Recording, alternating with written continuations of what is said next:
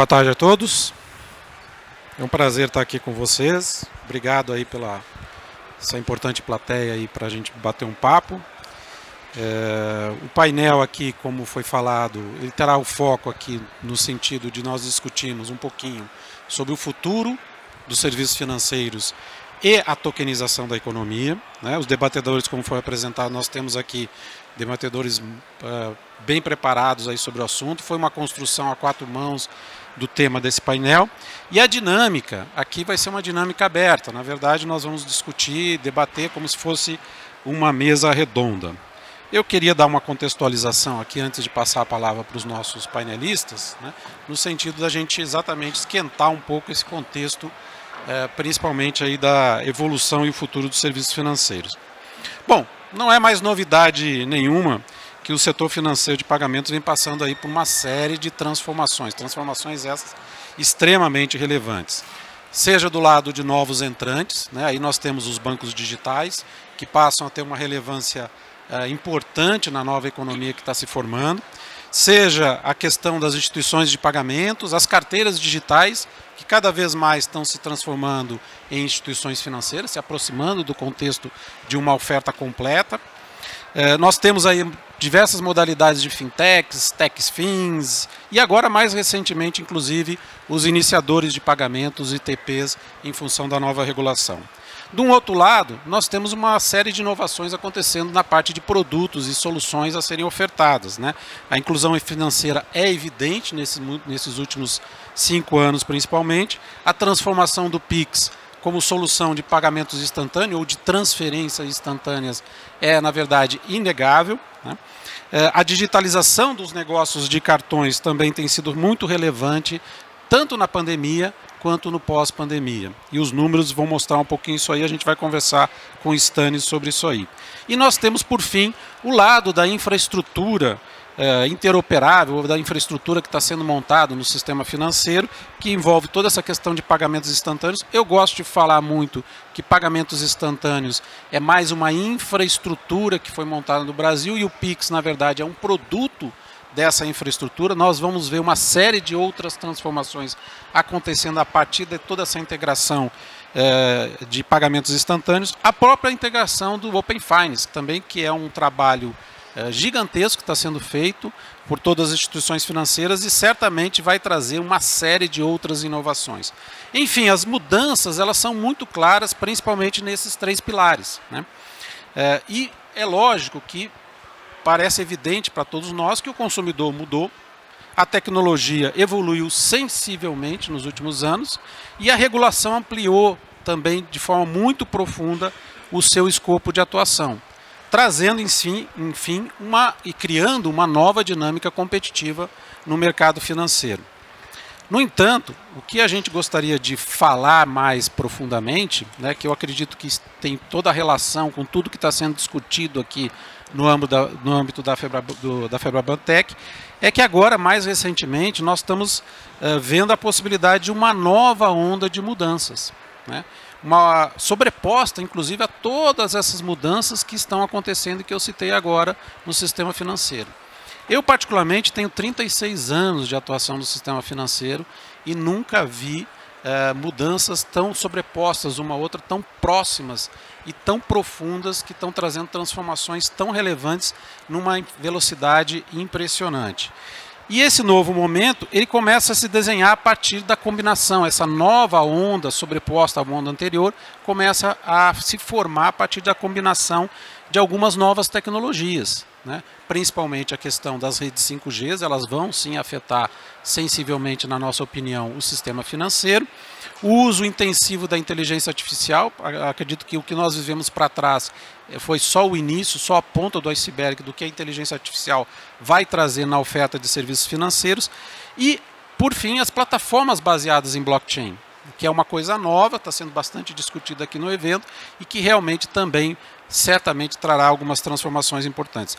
E complementa esse cenário todo com a questão do projeto do Real Digital, discutido aqui, e também, na minha opinião, a regulamentação dos criptoativos, né?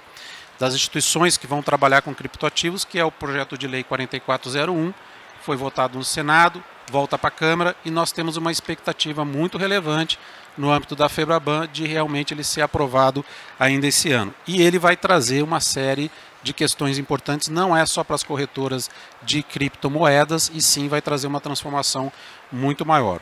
Esse novo momento, essa nova onda disruptiva que nós estamos falando aqui, sobreposta às ondas anteriores, é o que a gente está chamando, um termo que está sendo cunhado no mercado, de tokenização da economia. E é nisso aí que nós queremos aprofundar esse debate. É um novo universo que abrange uma série de soluções em ativos inteiramente digitais ou a digitalização de ativos reais, né? Onde estariam inseridas também as criptomoedas, óbvio, mas não é disso que nós vamos falar aqui. Nós vamos falar de um ambiente muito mais amplo do que isso. E é exatamente a partir de agora que a gente começa com algumas perguntas aqui para os nossos painelistas, os participantes, e a ideia é exatamente permitir que todos possam debater dentro desse conjunto de perguntas. Eu acho que eu vou começar com o Guga. Guga, você que é um colega nosso lá no Conselho de Administração do Original, participou ativamente da construção do Banco Original, que foi um dos bancos pioneiros na parte aí das categorias de bancos digitais, e vem participando diretamente de uma série de projetos envolvendo aí a transformação dos serviços financeiros, né? Eu queria que você falasse um pouco mais sobre a importância dessas evoluções mais recentes, né? Como eu falei, não é segredo nenhum todo esse contexto, o primeiro contexto que eu coloquei aqui de todas as transformações que estão acontecendo. O que a gente quer debater um pouquinho mais, o que está acontecendo mais nessa segunda onda, né? Que nós estamos vivendo de digitalização da economia, né? E então eu queria saber, na sua opinião, quais os movimentos evolutivos que acontecerão nos próximos 5 anos, baseado nesse cenário, né? E se você acredita que a tokenização da economia, esse termo que nós estamos utilizando bastante, ele realmente vai ser um dos possíveis movimentos que vão se sedimentar agora na nova transformação do sistema financeiro. Legal. Então vamos lá, Raul. É bem interessante essa pergunta, porque pensa o seguinte, a gente teve a primeira onda, onde está falando da internet da informação. Então, na internet da informação nasceram as redes sociais, os aplicativos, e a gente transacionou informação, na verdade, andando de um lado para o outro. E agora, com a tokenização, com a Web 3.0, a gente está entrando na era da internet, né, de transação, né, internet de valor, onde a gente transaciona valores. Então, na verdade, enquanto eu fazia redes sociais, agora a gente está entrando no momento onde eu posso tokenizar a economia e eu estou transacionando valores nessa internet. Isso muda muita coisa. Muda muita coisa porque a partir do momento que eu tokenizo, por exemplo, o Empire States, e eu posso comprar um pedacinho dele e receber um dividendo disso, vamos deixar um pouco a legislação de lado, vamos entender um pouco o conceito como um todo. Eu começo a transacionar esses valores. E o mais importante da tokenização é o seguinte, imagina que você vai abrir ações na bolsa. O que você faz para abrir essas ações? Você tem um protocolo, você precisa ter um determinado tamanho, você precisa ter uma regulamentação, e quando você abre as ações, né, todas as empresas têm as suas ações e você pode ir lá e comprar uma ação de determinada empresa. Se você vai comprar um imóvel, você tem o quê? Você tem a escritura. Todos os imóveis têm um tipo de escritura. E por aí vai. Então você imagina que quando você vai falar de tokenização, eu tenho um tipo de token que funciona num ledger global. Então, se eu tokenizei, por exemplo, uma ação, um fracionamento de uma ação, se eu tokenizei um imóvel, eu passo a transacionar na mesma infraestrutura. Eu tenho um token que funciona numa mesma infraestrutura. O que isso significa? Significa que se eu tenho uma identidade, né, aqui no Brasil, que identificou que é o Google, eu comprei esse token, e essa mesma identidade também é válida nos Estados Unidos, e eu comprei, né, um token nos Estados Unidos, eu começo a transacionar qualquer tipo de ativo dentro da internet, né, de valor. Então o que significa isso? Significa que a gente começa a ter uma liquidez gigantesca no mundo e eu começo a transacionar N coisas.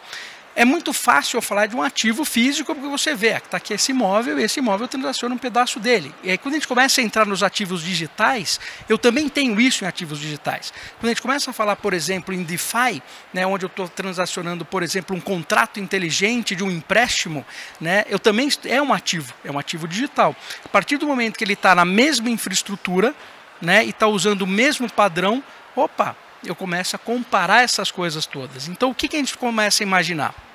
Você imagina que a gente tinha internet lá atrás. Eu tinha internet de escada com browser. E você queria assistir um vídeo. você tinha que baixar um plugin, lembra? Real Player, né? Real Media, para ver um vídeo. E depois você queria ver uma animação, você tinha que baixar o Flash. Você imagina que a gente está hoje nesse sentido. Eu preciso baixar um wallet, né, do meu MetaMask para poder ver alguma coisa. Se eu vou no metaverso, eu tenho também que baixar um engine do Unreal Engine para conseguir entender o que está acontecendo. Eu preciso usar um óculos. Então a gente está naquele momento de transição de tecnologias.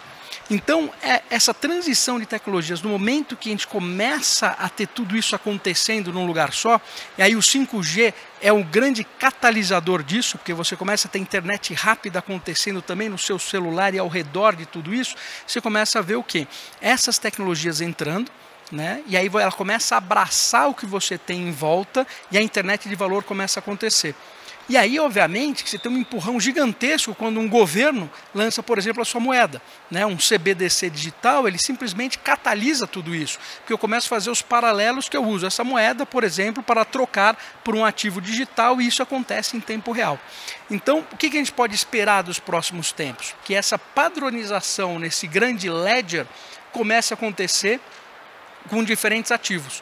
Então, a gente vai ter N startups e fintechs que vão estar colocando esses ativos, tá? Quer dizer, na internet, a gente vai ter N aplicações de tudo isso e vai nascer um novo mundo.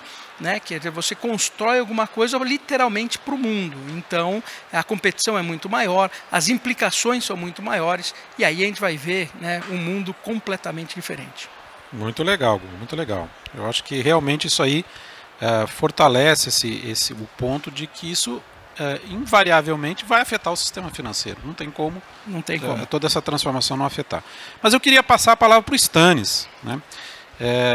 O Stanis, que lidera aí um gigante de meios de pagamento no Brasil, convive com essas transformações aí constantemente afetando o seu dia a dia, né? A gente fala da Mastercard, a Mastercard é muito mais que uma bandeira, se posiciona como uma coisa muito maior em termos de redes, né? E produtos digitais. E a gente queria ver, Stanis, essa transformação, como é que ela afeta efetivamente o sistema de cartões, a digitalização do dinheiro, a tokenização do dinheiro em si, né? E como isso vai poder influenciar o segmento de pagamentos nos próximos 5 anos. E, inclusive, dada a relevância, por que a gente está falando muito dessa questão da digitalização dos cartões? Os últimos números mostram algo impressionante que foram divulgados agora do desempenho de cartões no primeiro semestre. Então eu queria que você contextualizasse como você vê hoje esse processo de digitalização / tokenização da economia de ativos tangíveis e intangíveis afetando o negócio de meios de pagamento. Obrigado, Raul. Olá, Guga. Olá, Lins. Boa tarde a todos. Meu nome é Stanislau, sou presidente do Mastercard Brasil. Eu vou começar falando sobre aquilo que é permanente, antes de falar sobre as tendências. Posso? Claro. O que é permanente? Primeiro, o desejo do consumidor de ter acesso a esse mundo digital de forma simples, fácil, conveniente, aquilo que a gente termina chamando hoje em dia de UX ou CX, mas é um desejo muito claro. Segundo, aquele desejo de ter a liberdade de fazer a transação, seja ela digital ou não, no momento que você quer, no lugar que você quer.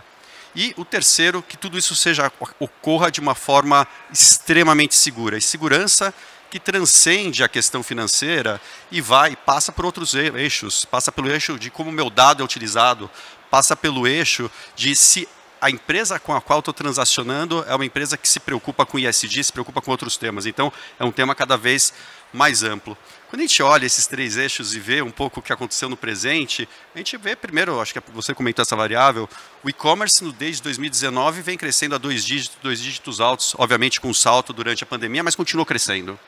Então, isso aqui é um elemento extremamente relevante. O segundo elemento relevante, acho que o Guga trouxe aqui de uma forma extremamente clara, é a democratização dos meios, né? Então você vê, terminamos o ano passado com 182 milhões de bancarizados, talvez se a gente voltasse há algum tempo a gente não imaginaria estar com um número tão amplo, e a democratização acontecendo em diversos elementos, né? Você também comentou, Guga, da utilidade de quanto se torna mais líquidos diversos ativos que não seriam líquidos, não teriam a capacidade de estar trabalhando num mundo sem a tokenização. E aí, quando você começa a imaginar, até o mundo presente passa por essa transformação. Então, na Mastercard, dos dados da Mastercard de 2021, as transações contactless cresceram 6 vezes. E segundo os dados da Bex, a gente deve terminar com quase 2/3 das transações presenciais acontecendo num contexto contactless. Aí se dá um salto. A Mastercard, junto com o Samarché, com o FacePay, lançou um pagamento usando um checkout biométrico utilizando o rosto. Qual que é o limite? A gente está falando de realidade aumentada, a gente está falando de virtual reality, a gente está começando a discutir metaverso. Qual que é o limite para essa conveniência? Talvez a gente hoje não saiba, mas seguramente esse elemento é um elemento importante. Quando a gente pensa no tema de segurança, a Mastercard investiu bilhões de dólares para adquirir empresas de segurança, não só para as transações da Mastercard, não só para as transações financeiras, mas para as transações de informação. Por quê? Porque hoje, vou dar um exemplo da combinação de algumas ferramentas. Você consegue, utilizando, você tira seu celular, você começa a digitar algo, a gente sabe que pelo ângulo que você está utilizando, pelo nível de pressão, pela velocidade, que você é você. Mas a gente também consegue saber os dados do seu celular, o endereço IP, a gente sabe o e-mail que você está utilizando, o teu endereço e o teu nome, não de uma forma estática como a gente fazia no passado, mas de uma forma dinâmica, olhando todas as transações que estão acontecendo. Então você consegue de uma forma bem simples, sem que o cliente tenha um nível de atrito alto, ter certeza que aquela transação é segura. Então, a outra tendência é você utilizar a inteligência artificial cada vez mais para que as transações, sejam elas de dados, sejam elas de onboarding de um cliente num sistema de serviços, sejam elas financeiras, aconteçam com menos atrito, mas com muito mais segurança. E o terceiro, eu disse, o cliente quer fazer a utilização dos serviços em qualquer lugar, em qualquer momento. Então você vê a multicanalidade acontecendo como uma realidade. Então, quem está no mundo do varejo vê 1P, 2P, 3P, e a gente discute disso assim, diariamente, algo que a gente não estaria falando há 3, 4 anos. A gente fala de plataforma como se fosse algo desde sempre. Então, é de fato uma transformação, e aí é outro campo que a gente vê, que ter as informações para você poder ter o cliente, num contexto omnichannel, recebendo o que ele precisa em termos de oferta, não só no momento, não só de forma personalidade, mas no contexto que ele quer, também de uma forma importante. Diversas ferramentas de inteligência artificial novamente nos ajudando, e a Mastercard investindo em diversas delas, para que a gente consiga fazer isso de uma forma muito clara. Então, quando você olha essas 3 tendências, o que eu enxergo elas estão presentes. Até onde elas vão? Quando você tem o 5G, que oferece 20 vezes mais velocidade, mas 50 vezes menos latência, que acho que é outro dado importante. A outra banda larga, que hoje, banda larga tem uma penetração extremamente alta dentro dos lares do Brasil, mas você tem quase 60%, 70% que podem ter até 1 giga, dependendo de como as operadoras trabalharem, que é outra transformação gigantesca. Então você tem uma série de transformações que vão se sobrepondo, né? Daqui a pouco a gente já vai estar discutindo computação quântica. Então elas vão se sobrepondo e criando, fazendo com que cada uma dessas tendências ela chegue em limites que hoje a gente não enxerga. Mas seguramente esses eixos são eixos comuns e que vão estar na presente da nossa vida nos próximos anos. Mas as transformações, quando a gente compara com o que a gente viu para trás, elas são enormes, mas eu acho que o que vem pela frente vai ser ainda mais incrível. Perfeito, Stanis. Essa questão, esse contexto das ondas se sobrepondo, é exatamente a tese que a gente vem conversando aqui, né? Que, na verdade, essa última onda é uma digitalização assim, profunda, na minha opinião, dos meios de pagamento. Profunda, né? Por meio exatamente de tecnologias como a tokenização, que o mercado de cartões já conhece tokenização já há um bom tempo. Mas eu queria conversar um pouquinho aqui e perguntar para o Fábio Lins. Fábio, você está diretamente envolvido todo esse processo de criação também de um banco digital, né? É um banco que foi pioneiro, como é o caso do Original. E eu queria saber um pouquinho se a proposta dos bancos, em especial os digitais, ela vai acabar sendo influenciada por essa digitalização, tokenização da economia. E qual que vai ser o papel dos bancos digitais nessa nova onda sobreposta que está acontecendo? Principalmente sobre a ótica de que, na minha opinião, eu quis falar um pouquinho no início, uma série de novos tipos de instituições. Lógico que os bancos digitais são novos entrantes nesse contexto, mas logo eles serão incumbentes, né? Porque nós teremos uma série de novas instituições, ITPs, fintechs, techfins, criando novos modelos de negócios, as corretoras de criptoativos ativos, etc. Né? Como é que você vê esse contexto da atuação dos bancos e o papel dos bancos, em especial o banco digital, nesse movimento? Bom, pessoal, boa tarde. Obrigado, Raul, Stanis, Guga. Muito legal estar aqui podendo falar sobre esse tema. Eu queria, antes de responder a pergunta, Raul, fazer só uma filigrama de complemento no que o Stanis e o Guga falaram. A gente está olhando muito lá no Banco Original para o 5G, né? Então acho que a gente tem uma nova etapa começando aqui, né? A gente aprendeu na última década a gente falou muito de mobile first, agora a gente está falando bastante de context first, né? Então, como que a gente estará presente numa eventual desmaterialização, o próprio Raul fala muito disso, do app, né? Como que a gente vai estar presente em todos os contextos do cliente. O Fábio fala desmaterialização, mas ele podia ser mais direto. Vai ser o fim dos aplicativos bancários, né? A questão é como é que um banco digital vai funcionar nesse novo contexto do fim dos aplicativos bancários. Você, né? Que manda, então, Raul. Esse é o que a gente vem acreditando que todo esse processo evolutivo de tokenização, evolução do 5G, vai acabar fazendo, né? Você não concorda? Concordo plenamente. Continua. Então, perfeitamente. Então, acho que realmente é muito legal a gente estar podendo viver essa revolução, né? Então, quer dizer, nós estamos falando de pouco mais de 10 anos, né? Na última década, o mercado financeiro passou por uma verdadeira revolução. Apareceu o primeiro banco 100% digital, apareceu o Pix, apareceu o Open Finance, apareceu aí uma série de novidades. E muito por conta da vocação do brasileiro em ser um early adopter, né? Às vezes eu uso esse termo, mesmo em inglês, mas ele é o mais fácil de trazer a realidade, né? O brasileiro ele é adepto a novas tecnologias, ele vai para cima, ele quer conhecer, ele quer experimentar. Vejam o Pix, né? O que está acontecendo com isso, até o Open Finance, a gente já vê milhões de consentimentos sendo dados, né? E também, além disso, a gente tem uma disposição do regulador, e aqui o Banco Central está realmente de parabéns. A agenda BC+, é espetacular, né? Ele está fomentando realmente essa inovação, a competição, a desconcentração do mercado financeiro, a democratização do sistema financeiro. O vendedor de picolé na praia hoje ele já está bancarizado, né? Porque ele tem a plaquinha do Pix com o meu QR Code aqui para pagar o picolé. Quer dizer, isso é espetacular e aconteceu há pouco tempo, né? Voltando aqui para a pergunta, Raul, então, aqui, em relação à tokenização, não posso deixar de falar do Real Digital, né, que é a nossa CBDC, como o Guga lembrou bem. O Real Digital ele está na pauta aqui do Banco Central, a própria Febraban e os bancos aí participantes estão aí discutindo e submetendo, já submetemos um case aqui com a Febraban no Lift Challenge do Banco Central, com um caso de uso sobre a utilização de fato dessa modalidade.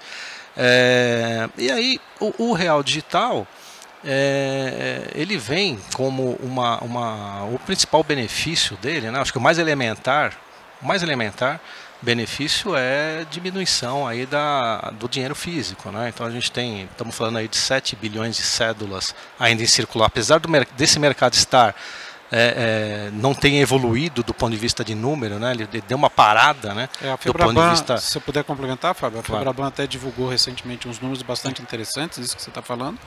Os números estão estabilizados no uso de papel moeda no Brasil desde outubro de 2021. Acho que foi raros momentos que a gente conseguiu realmente um efeito do processo, já mostrando um processo de digitalização da economia e cada vez a população usando menos dinheiro, o que é algo extremamente positivo, né? O que é positivo, porque todos sabem do custo, elevado custo de gestão de numerário, né, até com questão de logística e segurança, né, para a sociedade como um todo. Então esse é o benefício mais elementar, mas eu queria citar dois aspectos em relação ao Real Digital, muito importantes também. O primeiro é em relação à própria integração do Brasil na economia global, né, da sociedade brasileira na economia global. Então a gente está vendo aí mais de 90 países discutindo a sua própria moeda, a sua própria moeda digital, né, são mais de 90 bancos centrais discutindo isso. Então parece que é muito relevante esse assunto, né? A gente vê a questão do Open Finance com o Real Digital. Arrisco a dizer que com o Pix internacional pode ser que a gente abra um mercado aí no futuro próximo de exportação para segmentos que hoje não têm acesso a essa modalidade de negócio, como o nosso microempreendedor individual. Isso pode vir a a ser um grande mercado para essa turma toda, que foi muito ofendida, muito impactada pela pandemia, né? E o segundo aspecto é a própria discussão em si da inovação de tecnologias relativamente recentes, que tem surgido com o Real Digital. Acho que o próprio Guga falou aqui dos contratos inteligentes, dos DeFi, finanças descentralizadas com liquidação e conciliação automática, né, das transações financeiras. Quer dizer, e é bem esse case que a gente submeteu junto com a Febraban aqui de Delivery versus Payments lá no Lift Challenge do Banco Central, que deve estar aí sendo divulgado aí o case aí no ano que vem, né, segundo o cronograma oficial, né? Então, acho que esse é o primeiro case de uso de tokenização bem evidente e capitaneado pelo próprio Banco Central. O segundo aspecto, Raul, acho que a gente não pode deixar de falar sobre não só a tokenização dos ativos financeiros, mas também dos ativos físicos, né? A gente pode ter, num futuro próximo, né? Eu já achei que esse futuro era um pouquinho mais distante, eu já acho que é um futuro mais próximo, né? A tokenização dos ativos físicos como veículos imóveis, como o Guga falou do Empire States aqui agora, né? E isso vai trazer que tipo de benefício para a sociedade? Do ponto de vista de concessão de crédito. Se a gente está tokenizando um bem que pode ser dado como uma garantia para que um banco possa oferecer um crédito mais barato, que é algo de certa forma comum para empresas, mas por que não a gente não faz isso para a sociedade como um todo, para a pessoa física, para as pessoas normais, né? E aí a gente aumenta a circulação de dinheiro na economia. Então eu acho que esse é o segundo aspecto que pode ser muito interessante, apesar da gente ter um desafio adicional, que é o ecossistema todo que tem que se adaptar, como cartórios e Detrans e tudo mais, mas eu acho que é um caminho muito bom que a gente tem pela frente em relação a isso. Muito bom, Fábio. Muito obrigado. A gente está indo para os minutos finais aqui do nosso painel. Eu queria passar a palavra aí para as considerações finais, um minutinho para cada um aí, para a gente realmente encerrar com chave de ouro aí nossa discussão sobre tokenização da economia. Começando pelo Stanis. Bom, a gente passou por diversas tecnologias, né? Desde blockchain, o Real Digital, a gente não falou de IoT, mas a quantidade de tecnologias e transformações que a gente está passando são incríveis, mas no final é sobre pessoas, é sobre cada um de vocês e cada um de nós aqui, o que nós queremos, que a gente tem algo que nos une, 24/7. Então a gente quer utilizar o nosso tempo da melhor forma possível para ter experiências cada vez mais priceless. E a gente consegue isso através da tecnologia, através da evolução, e acho que é isso que todos nós estamos buscando aqui em comum. Perfeito, obrigado, Stanis. Muito bom. Eu acho que a gente tem que fazer o seguinte, é testar. Porque às vezes a gente especula muito sobre as tecnologias, mas a gente não testou elas o suficiente. Então, compra um Bitcoin, um NFT, vende, coloca ele num marketplace de DeFi, pega um empréstimo usando o seu Bitcoin como colateral, traz ele, tenta entender como esse mercado funciona. Porque você entendendo essas dinâmicas, você consegue o quê? Depois derivar, opa, o que eu posso fazer isso? Onde estão as oportunidades? Como que eu posso construir o futuro, né, em cima de tudo isso? Porque às vezes a gente fica olhando só essas tecnologias e a gente tem um pré-conceito em cima delas e acaba não construindo o que deve ser construído. Perfeito, Guga. Fábio. Eu acho que é o seguinte, a inovação pela inovação não quer dizer nada, a gente tem que realmente resolver algum problema, que tipo de problema a gente quer resolver, como que a gente quer melhorar a vida da sociedade brasileira, como que a gente quer que essa sociedade evolua, como que a nossa economia melhore, e acho que todas essas discussões, elas são muito relevantes nesse sentido, todas têm um objetivo muito claro, apesar da experimentação. Algumas vão ficar, outras vão se consolidar, mas o que a gente quer é que esse país cresça, que esse país seja uma potência com toda essa vocação que ele já tem. Beleza, Fábio. E eu finalizo aqui com uma interrogação sobre a questão de se os bancos, efetivamente, o sistema financeiro está preparado por essa nova onda de tokenização, né?